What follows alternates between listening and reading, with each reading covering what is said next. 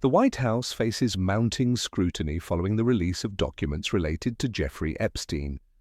Representative Jamie Raskin, ranking member of the House Judiciary Committee, has indicated that unreleased, unredacted files contain significantly more references to former President Donald Trump than previously known. According to Raskin, Trump's name appears approximately 1 million times in the complete set of documents, compared to 38,000 mentions in the redacted files currently available to the public. The discrepancy between the two figures has prompted questions about the extent of the relationship between Trump and Epstein. The sheer volume of references has become a focal point for congressional investigators and media outlets seeking to understand the nature and scope of these connections. During a recent White House press conference, Press Secretary Caroline Leavitt addressed questions about the files and related matters. When asked whether President Trump would rule out a pardon for Ghislaine Maxwell, Epstein's convicted associate, Leavitt declined to provide a definitive answer. She stated that pardons for Maxwell were not currently under discussion with the president, characterizing them as not a priority given other pressing issues facing the administration. Leavitt indicated that when she had last discussed the matter with Trump, he was not actively considering such action. The non-committal response has raised concerns among critics who argue that a clear rejection of any potential pardon would be more appropriate given Maxwell's conviction for child sex trafficking. Questions have emerged regarding Commerce Secretary Howard Lutnick's past association with Jeffrey Epstein. During congressional testimony, Lutnick acknowledged visiting Epstein's private island in 2012 with his wife and children. This admission contradicts his previous statements that he had severed all ties with Epstein in 2005. Justice Department documents reportedly show that Lutnick maintained contact with Epstein through text messages as late as 2018, further undermining his earlier claims about the timeline of their relationship. When asked about these discrepancies during the White House press conference, Leavitt defended Lutnick's position within the administration. She emphasized that the Commerce Secretary remains an important member of President Trump's team and retains the president's full support. Leavitt redirected attention to what she characterized as positive developments in other policy areas that had not received comparable media coverage. The press secretary suggested that the focus on Epstein-related matters was overshadowing other newsworthy accomplishments of the administration. Congressional Democrats and some Republican lawmakers, including Representative Thomas Massie, have called for Lutnick's resignation in light of the revelations about his continued contact with Epstein beyond the date he claimed to have ended the relationship. House Speaker Mike Johnson dismissed these calls as absurd, expressing confidence in Lutnick's abilities and character.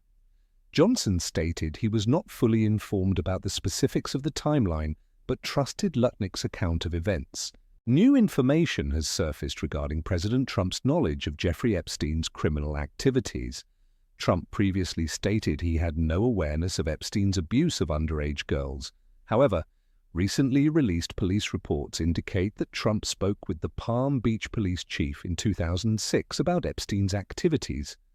According to these reports, Trump referred to Epstein as someone who should be stopped and allegedly called Ghislaine Maxwell evil during this conversation. The discrepancy between Trump's public statements denying knowledge and this documented police contact has generated significant questions. During the press conference, a reporter asked Leavitt to explain this apparent contradiction and to address the decision to transfer Maxwell to a lower security facility in Texas. Leavitt responded by emphasizing what she described as Trump's consistent position, that he expelled Epstein from his Mar-a-Lago club because Epstein was inappropriate. She argued that Trump distinguished himself from others named in the files by ending his relationship with Epstein and being transparent about it over the years. When pressed about whether the conversation with the police chief actually occurred, Leavitt acknowledged uncertainty about the 2006 phone call, but maintained that if it did happen, it would corroborate Trump's long-standing narrative. She characterized the FBI report as potentially undermining what she described as a prevailing media narrative about Trump's relationship with Epstein, The White House has altered its approach to a traditional bipartisan event involving the nation's governors. The National Governors Association removed a scheduled meeting with President Trump from its agenda after learning that only Republican governors had been invited to a White House dinner. The exclusion of Democratic governors from what is typically a bipartisan gathering has raised questions about the administration's commitment to working across party lines. When asked about the matter, Leavitt defended the president's decision to limit the guest list. She characterized the White House as both the people's house and the president's home, asserting that Trump has the discretion to invite whomever he chooses to events held there. Leavitt noted that Maryland Governor Wes Moore, a Democrat, had been invited to a similar event the previous year but did not attend, though that absence went largely unreported. She emphasized that those who received invitations were welcome to attend and suggested that declining would be their loss. The controversy has highlighted tensions between the administration and Democratic state leaders. Critics argue that excluding opposition party governors from official White House functions undermines the collaborative relationships traditionally maintained between federal and state governments. Supporters of the decision contend that the president has the right to determine the guest list for events at his residence, and that Democratic governors have not demonstrated comparable interest in engaging with the administration. President Trump has raised concerns about a new international bridge connecting Detroit to Ontario, Canada. The Gordie Howe Bridge, which was fully funded by Canada and constructed using American labor and steel, had previously received support from Trump during his first term. In 2017, Trump issued a joint statement with the Canadian Prime Minister expressing support for the project. Despite this earlier endorsement, Trump recently suggested on social media that he might block the bridge's completion. The reversal has prompted questions about the administration's position on infrastructure projects involving international partners. At the press conference, a reporter asked Leavitt to explain the apparent change in the president's stance. Leavitt stated that Trump had been clear and direct in his social media post, but did not elaborate on the specific reasons for the shift in policy. The bridge represents a significant investment in cross-border trade infrastructure and is intended to facilitate commercial traffic between the United States and Canada. Canada's full financial backing of the project, combined with the use of American resources in its construction, had made it an attractive proposition for both nations. The current uncertainty surrounding the bridge's future has implications for trade relations and regional economic development. Michigan officials and business leaders have expressed concern about potential delays or cancellation of the project, which they view as essential for maintaining competitive trade routes. The administration has faced scrutiny over several social media posts that were subsequently deleted. Vice President J.D. Vance's official account posted about the Armenian genocide during a visit to Armenia and a genocide memorial, but the post was removed following apparent pressure from Turkey. Vance had previously referred to the mass killings of Armenians as genocide, but appears to have modified his position to align with the administration's foreign policy considerations. Additionally, President Trump's Truth social account posted images depicting former President Barack Obama and former First Lady Michelle Obama with their faces superimposed on primates. This post was also deleted, with the White House attributing it to a staff error. A reporter questioned whether these incidents indicated a broader problem with the administration's social media management. Leavitt denied that there was a systemic issue, referring questioners to the official White House statement on Armenian Remembrance Day and noting that there had been no change in policy. She did not directly address the deleted post about the Obamas. The pattern of deleted posts has raised questions about message discipline within the administration and the oversight of official social media accounts. Critics argue that the posts reflect either poor judgment or inadequate review processes.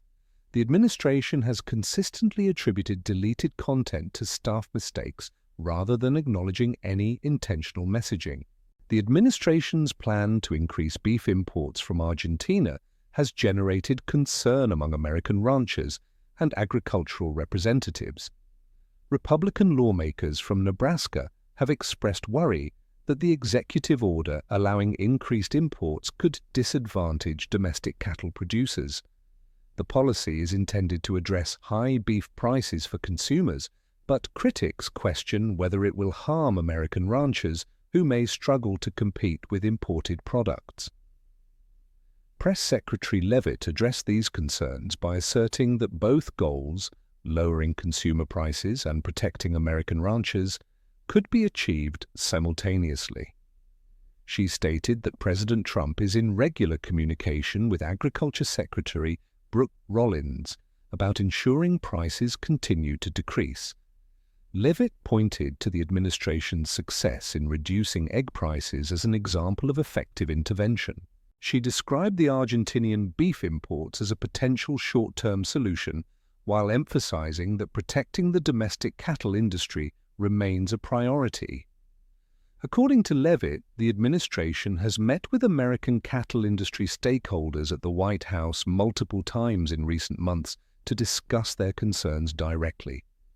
The balancing act between consumer affordability and producer viability presents a complex policy challenge. Economic advisors have suggested that modest increases in imports could help moderate prices without significantly disrupting domestic production. However, ranching industry representatives argue that any increase in foreign beef could set a precedent that undermines American agriculture in the long term. White House trade advisor Peter Navarro has indicated that upcoming jobs reports may show significantly lower employment numbers than previous months, but he characterized this as a positive development. Navarro explained that the administration's immigration policies would necessitate a recalibration of expectations for monthly job creation. During the previous administration, approximately 200,000 jobs per month were needed to maintain steady employment levels, according to Navarro. He attributed this higher number to the influx of undocumented immigrants entering the workforce. Navarro argued that under current policies, with deportations removing workers from the labor market, a figure closer to 50,000 jobs per month would represent healthy economic performance. He claimed that during the Biden administration, employment gains primarily benefited undocumented workers, while American citizens faced unemployment.